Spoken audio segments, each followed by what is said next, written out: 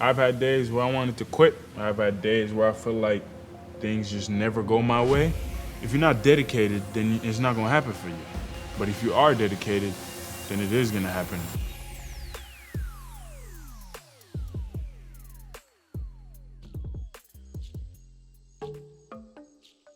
I was born and raised mostly in Finland, and my father's from Cameroon. I don't know how you would put it in simple words, but you get best of both worlds, I guess, in that situation. That's how I look at it.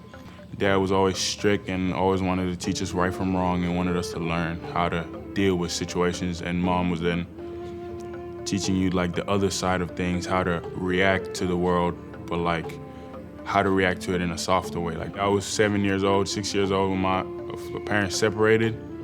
So the blend of cultures didn't really happen for me until later in life. When I really started learning more about my dad's home, my father's home, and Cameroonian culture and my grandparents and my ancestors was when I moved here in 2017, and my father just started teaching me things. He started telling me how important it is to be connected to your heritage and understand where you're from.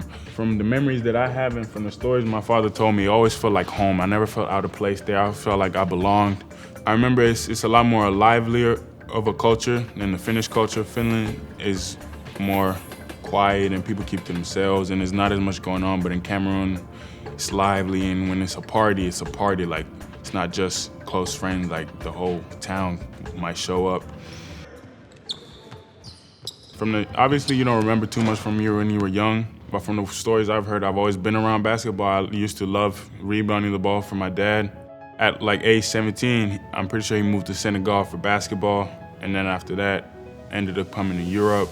I think he went through Russia and then ended up in Finland. But my first sport actually was soccer, which I also think kind of came from my dad, because my dad always loved soccer. I started playing soccer, if I remember right, when I was like 5.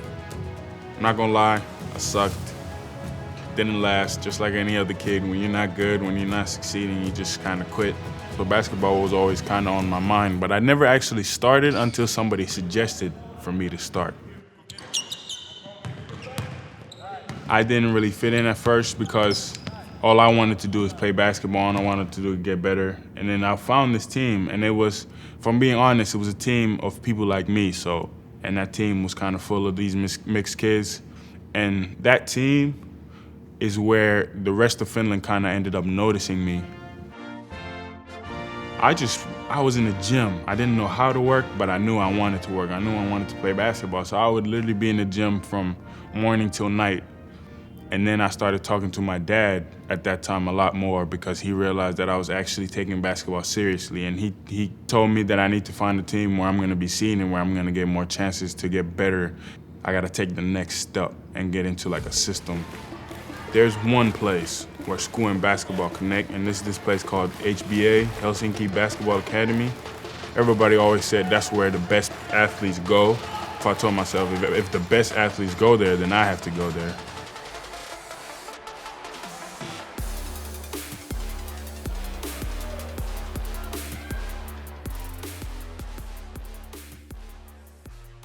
I've now said that I wasn't good when I was little, but that's kind of hindsight information. Because when I was little, I thought I was the best. And that's where that chip came from, because I thought I was the best, but everybody kept telling me I wasn't. And I think that's where that chip on my shoulder started coming, because people kept telling me that I'm not good enough, but in my head I was good enough. And I wasn't getting the chances that I thought I deserved, which now that I'm looking at it, there's a chance I did deserve them, there's a chance I didn't. I always did work hard enough, that I know, but I know that I wasn't always good enough. But to me, work ethic mattered more. So to me, I should have gotten a chance. Still, I think I should have gotten a chance based on the work I put in. And that's how I had that chip on my shoulder. And then when I came to America, and the only person who had believed in me was my dad. I honestly don't think my mom ever really realized what serious meant to me, because serious, when I said it the first time when I was like 13, serious in my head was I want to go to the league. And to get to the NBA, I found out, okay, college basketball is how you get there. So now, okay, I'm gonna play college basketball. Okay, that's my goal. How do I play college basketball? Okay, most people play AAU, most people go to high school. Not Finnish high school, American high school, because that's where American colleges are. So how do I get to American college, high school? I go live with my dad. me leaving was kind of a shock to my mom. Like I talked to her and I was like, I want to leave to go live with my dad for 2 reasons. I want to go to the NBA, I want to play basketball, I want to go to college. And I need to learn from I have a dad and I need to take advantage of that. Like I have friends, I have an older brother whose relationship with their fathers aren't what you want your relationship with your father to be. Either they don't know them or they just don't speak to them. And I refused to let that happen because I knew my father and he gave me that chance to be connected to him and I wasn't gonna let that slide. My dad is nothing like my mom. My mom is nice. She's like a pillow. Like she's the person you go to at night when you're scared, when you're little, and she'll let you sleep next to her. And literally I have memories of my dad telling me to go back into my own bed when I was scared. The way I sold it to everyone else was I want to go live with my dad. But the way I knew it myself was I want to go play basketball in America because that's where the best basketball players are. My dad was a big part of it, but my dad was also like a ticket to get to play in America.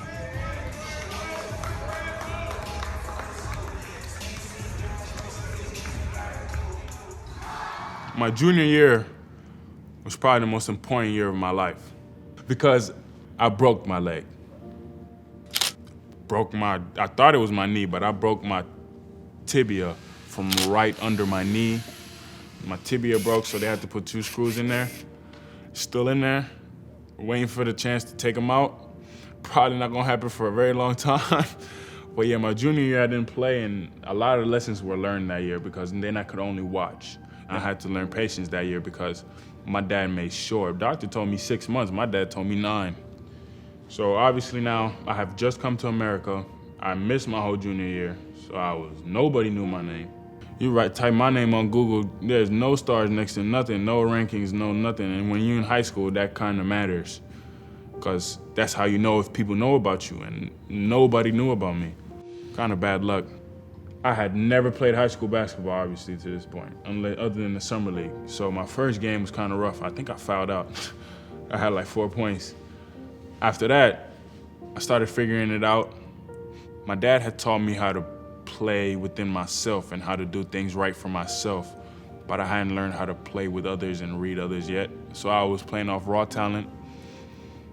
And our team was kind of different because our team was full of seniors with no offers or seniors with little offers, seniors, hungry seniors. So everybody was kind of trying to get theirs. And I wasn't trying to step on nobody's toes because I knew I was going to be with them for 1 year. I wasn't trying to do all that. But as the year went on, that was kind of my team. And I kind of started acting like it.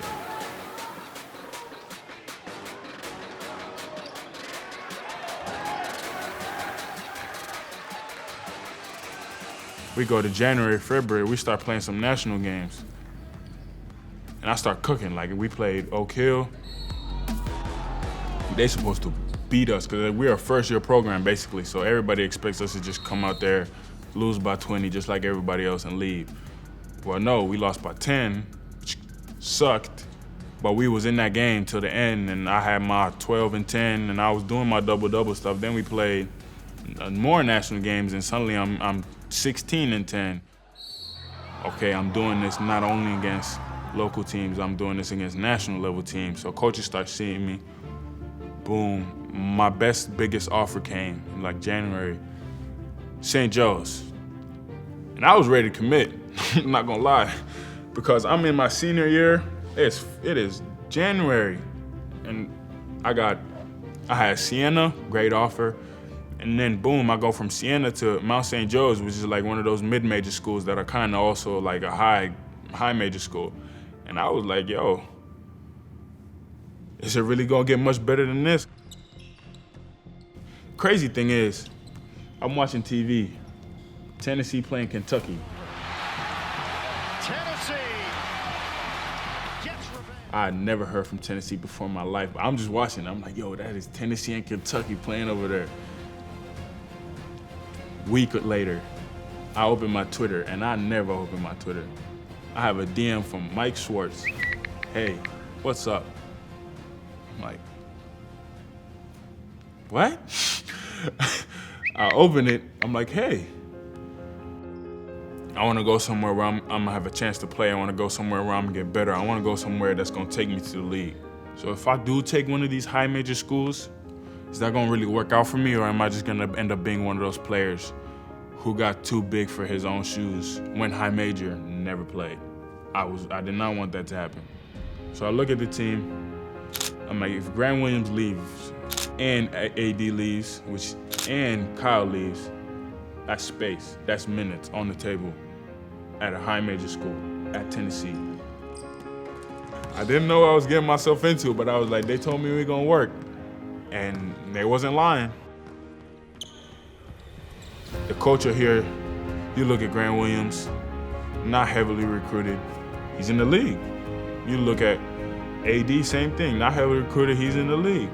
You look at Kyle Alexander, not really recruited, he's in the league. I'm like, yo, that's me. I wasn't really recruited. These people make players better. And that's what I'm here for. I'm here to get better. The type of pressure we're going through is not, life or death, but it is the type of pressure that's either gonna make you or break you. And one thing about this team is always we're gonna have a chip on our shoulder because we know we work hard. We want to be the last team playing every year, and that's the kind of culture they have here, and I think it's great. Paint a picture for me of what your ideal future looks like. I want to be known as somebody who came in, put in work, and got exactly what he deserved for the work he put in. I want to take myself and my abilities and my body as far as I can. I want this to be my family's thing. I want my family to see what I can be, and I want my kids to go to school and be like, that's my pops. You don't have to be an NBA player. You don't have to be world famous for your kids to look up to you. But I want it for myself.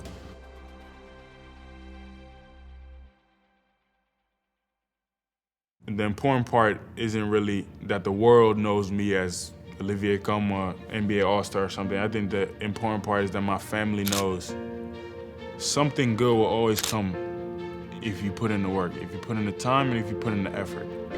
People say that, like, what is something I know now that I felt like I should have known earlier, but my coaches told me earlier. I just didn't listen. So the biggest thing for me that I wish I knew earlier was how much listening really matters.